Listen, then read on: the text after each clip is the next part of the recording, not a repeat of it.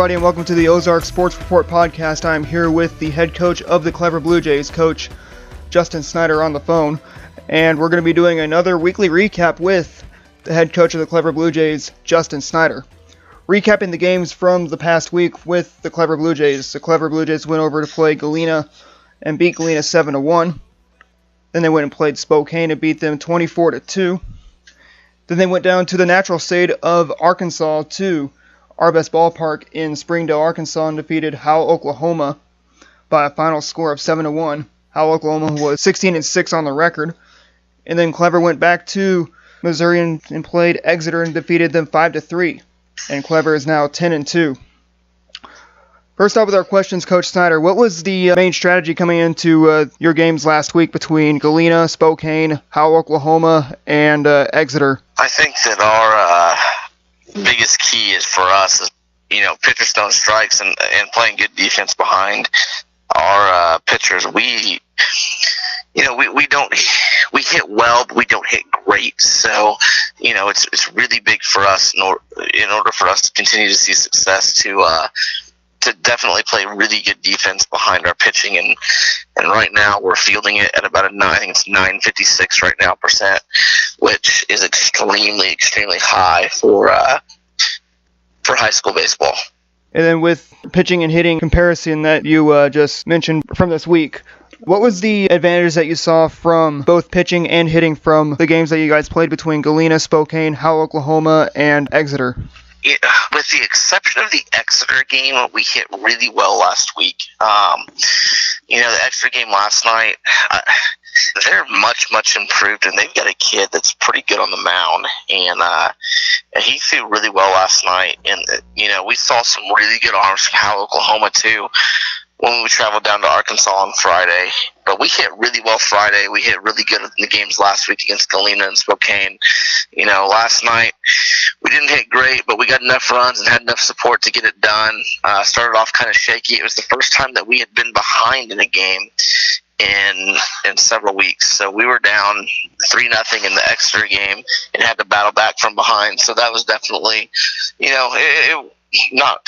never good to be behind, but it was definitely, good for us to show that we can battle back and trust our defense and trust our pitching. And we stuck with Garcia yesterday, and once he settled down after the first few innings, he threw really well. But again, our pitchers, we don't have guys that are going to just blow up by people. So everything for us starts on the mound, being able to control the fastball, control the off-speed pitches, and play solid defense behind the guys. And with those advantages, what are the disadvantages that you saw between you guys and Galena, Spokane, Howell, Oklahoma, down in Springdale, Arkansas, and Exeter? That's a tough question. Focus, I think, was a problem. Maybe a little bit. I know it was yesterday against Exeter. So the Galena game, I felt like we could have been a little bit more crisp. I'm not sure it was a focus issue or if it was just kids trying to do too much. I think with our lineup and the type of kids that we have, it's very important for them to understand and know that they don't have to do everything by themselves. We have great components to this team, and we're extremely deep in those components, and we've got great depth at several positions, and we've got guys that can come off the bench that understand their role. We have guys that start to understand their role, and I still think we're still kind of a little bit figuring out, maybe some guys what that role is, and understanding that they don't have to do everything by themselves. And then with those disadvantages that you saw from the 4 games that you guys played in the past week, including the one from last night, what are the corrections that you are going to be making with your team from the game against Exeter until your next game? That will be against Morrisville on Thursday. Big thing we focused on today was, again, a continuation of the focus on defense and then going up the middle and the other way. We did a really good job last week in every game. We didn't do a good job last night against Exeter going up the middle and the other way. The inning, we scored most of our runs. We did a really good job going up the middle and the other way, but then we kind of fell back into the wanting to pull everything. So, it's big for us to whatever the pitcher gives us is where we need to be hitting the baseball, and we just didn't do a great job of that the other night. against Exeter, but we did a really good job of it last week against the other three teams.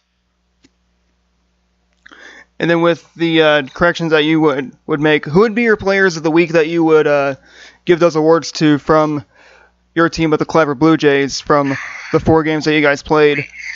That's tough, man. We played really well last week. We had so many guys play well. Statistically, Hunter Utzler was 2-0 and hit over 500 or hit 714 last week. Logan Peebles had a good week. Tanner Bradshaw's a freshman that leads us in hitting. He's hitting around 430 right now, and he has just continuously just done a really good job. It's hard for me not to mention Tyler Deepy.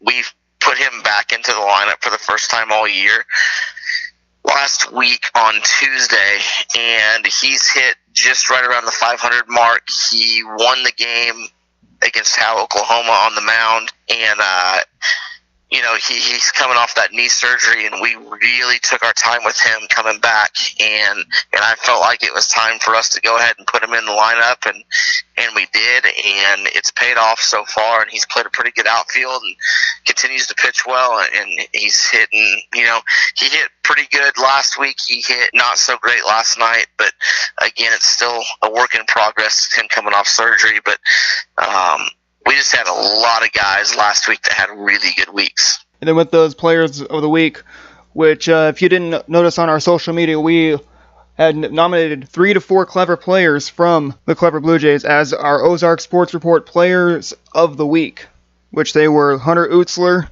Callan Springer, Logan Peebles, and Tyler Deepy.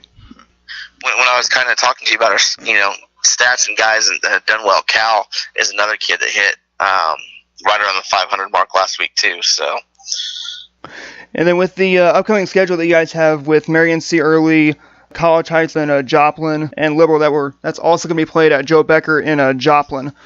What are you going to be bringing to the dinner table against Liberal, College Heights, and Morrisville? I know Morrisville's got 2 really, really good players, and they're really well coached. Both of them are going to play college baseball, and I'm sure we'll see one of them on the mound. We're going to throw Tyler Deepy against Morrisville. Then College Heights, I don't know a lot about them. I don't know a lot about Liberal. So we're going to kind of go into those games kind of blind, and we'll see. We're going to throw Cameron Garcia against College Heights. We're going to throw Hunter Utzler against Liberal and see how it goes. And, again, the main key for us is staying focused and fielding the ball well, throwing strikes, and hoping to score enough runs, to keep getting wins and keep playing well, because we're playing pretty good baseball right now. And then looking at the MSHSBCA rankings that came out this week, as we've noticed that Clever is now at number 8 in the state at 10-2. What would your words be to your team that is number 8 in the state among all Class 3 teams at 10-2? Stay focused. It doesn't really. It's a great accomplishment for them. It's a great recognition for them, but just continue to stay focused and keep working hard and keep playing well, because there's always somebody that's trying to come get you. But I would much rather be on this side of the rankings than chasing somebody that's in it. And we've spent the last few years being the chaser, and now we're being the chased, and we like that role. And it's a lot more fun to be on this side of it than it is the other side being the chaser, and we're pretty excited about where we're at and feel blessed and fortunate to be where we're at. We're at the midway point of the regular season of baseball, with about 5 to 4 weeks left in the season, and with mid-April here right now. What's the big lecture right now with district seedings with the other teams that are seated in your district? Our district's tough. It's brutal. Right now, Stratford probably has to be the top seed. They got beat the other day by Hollister, and they got beat last week by Marshfield, but they're probably still sitting at 1. Us and Fairgrove are probably sitting at the 2-3. We play each other in a few weeks. Forsyth and Conway are probably sitting at that 5 or 4-5 spot, and Spokane's probably rolling in at the 6 right now. But when it comes to districts, anybody at any time can win. So it'll come down to who plays the best baseball that week. So. And final question: if you had any words to say to the coaches that you played of Howell, Oklahoma, Galena, Spokane, and Exeter. What would your words be to the coaches of those 4 teams that you guys played last week and yesterday?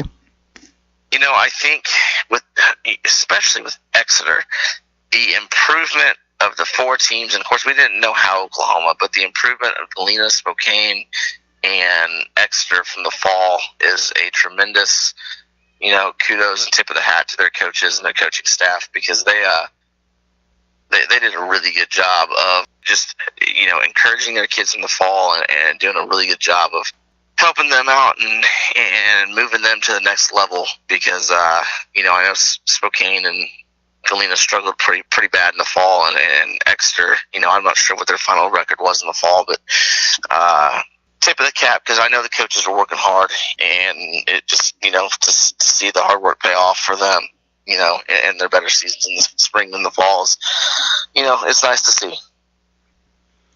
Okay, that is going to wrap up our show for today. We hope you enjoyed our show, and we hope you enjoyed us sitting down with the head coach of the Clever BlueJays, Coach Justin Snider.